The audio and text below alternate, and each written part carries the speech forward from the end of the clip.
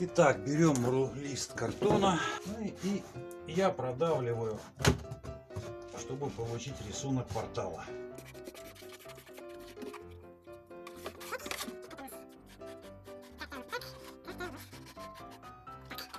Ну, соответственно, вырезаем, примеряем и переносим на железо.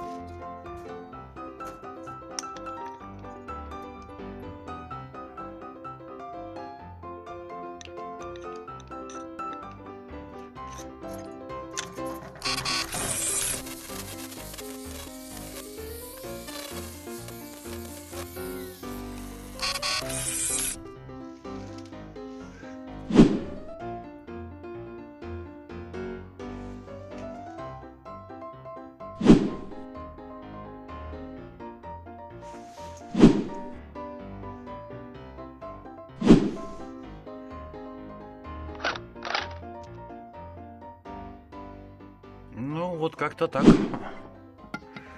Опа. Из ржаной муки. Я особо не старался, я просто замесил тесто. Потом буду рассказывать когда-нибудь. Простое тесто, без выпендрежей.